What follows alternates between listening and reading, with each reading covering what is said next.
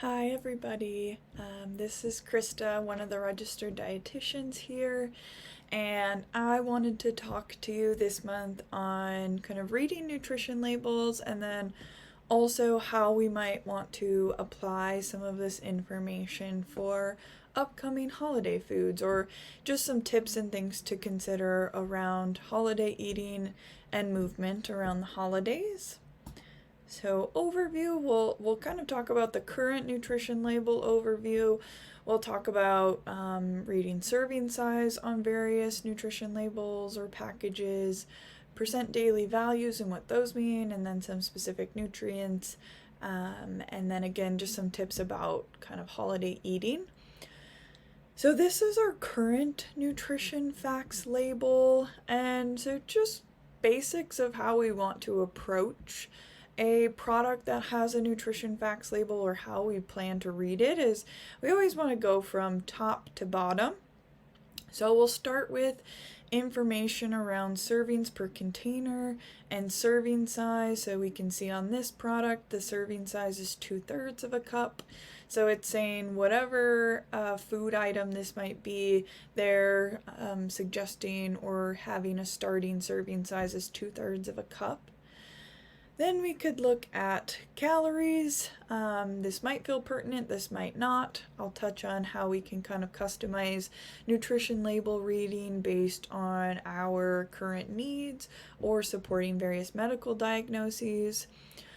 Down here has more information on nutrients and macronutrients, so things like fat, carbohydrates, protein.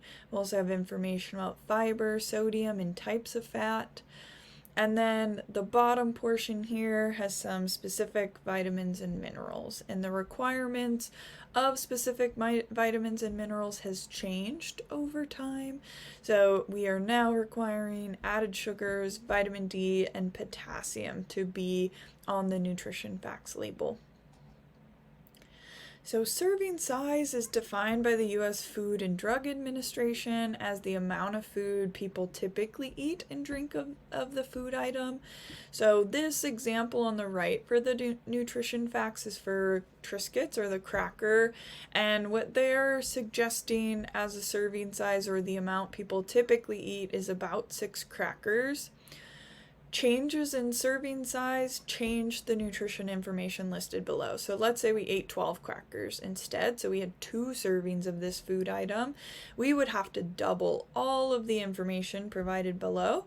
So instead of 120 calories, it would be 240 calories for 12 crackers.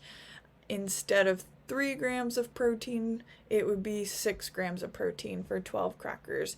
So we would just have to double all of the information below if we ate double the amount that they had suggested for the nutrition facts. It's also important to note that everybody's individual needs are very different, and serving sizes will be really different from person to person as well. So what one person might eat or consume for one serving feels appropriate to them. Everybody has very different body shapes and sizes, different heights, and so we will have different needs. So for some individuals, it might feel more appropriate to have 2 servings of this or 3 servings of this. So this serving size is not meant to be a limit or a boundary when it comes to particular foods.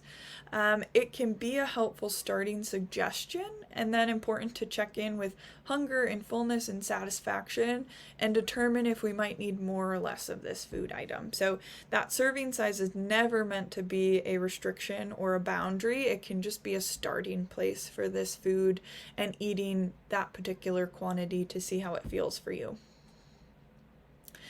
Percent daily values are the percentages listed on the right side of the nutrition facts.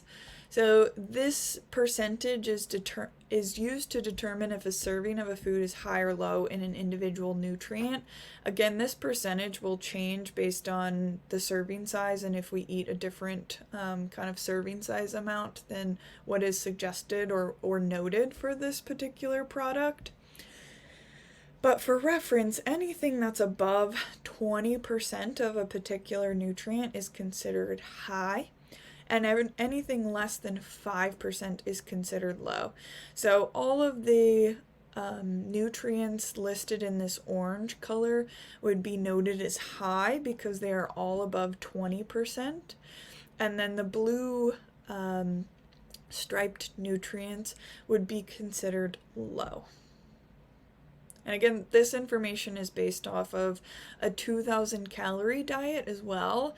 And I always like to point out that, again, everybody's needs are very different, and some people require more energy than 2,000 calories a day. So those percent daily values would be different for those individuals, but they can just be used as a reference point or kind of loose guidance to assess, like, hey, this particular food product is a really great source of sodium, for example, and that could be really helpful for an individual who is maybe training for a marathon or running a race where sodium needs are higher in that population. So it might be really helpful to have a food that's higher in that particular nutrient. And that's where we can kind of talk about how the nutrition facts label can be very individualized, and we might not need to know all the information on that nutrition facts label, but we might be interested in specific ones. So that example I just gave of a marathon runner having increased sodium needs, it'll be really helpful for them to pay attention to sodium levels. For an individual who maybe needs more blood sugar support, it might be helpful to read or reference the carbohydrate amount on the nutrition facts label, or pay attention to fiber and protein to help support blood sugar. So we can use the nutrition facts for our specific needs. It's not something that we have to pay attention to that information on the label 100% of the time. We can kind of customize what we are looking for on that product. And so that's something to note when it comes to holiday foods in particular. So there's 2 of these listed on here talking about fiber intake. Fiber might be helpful for individuals who want to help support healthy digestion and getting adequate amounts of fiber to help support that. Or fiber is really helpful in supporting heart health overall. So things we can look at for holiday foods, and I did these for Thanksgiving because that's our upcoming holiday this month, is stuffing or dressing. Some people kind of label that food differently, but some stuffing or turkey dressing swaps. We could look at using whole grain bread instead of white, or doing like a 50-50 blend of white and wheat bread, so that we can help bump up fiber content. So that could be an easy swap we make for the holidays. Mashed potatoes. We could think about making mashed potatoes with the skin on, or incorporating some of the skin of the potato, and that would help increase fiber content. With both of these examples too, it's important to note, like, if that were to change or alter the food in a way that we no longer enjoy, or we're not getting the same level of satisfaction, then it might be most helpful to keep those items the same, but think about other ways we could incorporate more fiber. Maybe we want to add a fun new side to our Thanksgiving menu. Maybe we're doing some roasted vegetables on the side. And that way we can incorporate a little bit more of that fiber, but keep some of our favorite foods, maybe the way we remember making them or the way our loved ones have made them, so that we still get that level of satisfaction. For desserts, we could think about if there's, an example of we need more blood sugar support. Desserts are going to be a little bit more carb dominant or have more sugar in them. That is not a bad thing. Carbohydrates are an important energy source for our body. But if we're trying to support blood sugar, or that's our intention, we could think about finding ways to pair more protein with that food. So maybe we do pumpkin pie and we have some Greek yogurt on the side to provide some extra protein. And the ways that we could utilize nutrition facts to do that would be, let's say we bought a store-bought pumpkin pie. We could check the nutrition facts, see how many carbohydrates or grams of protein are in there, kind of check out the macronutrients and fiber.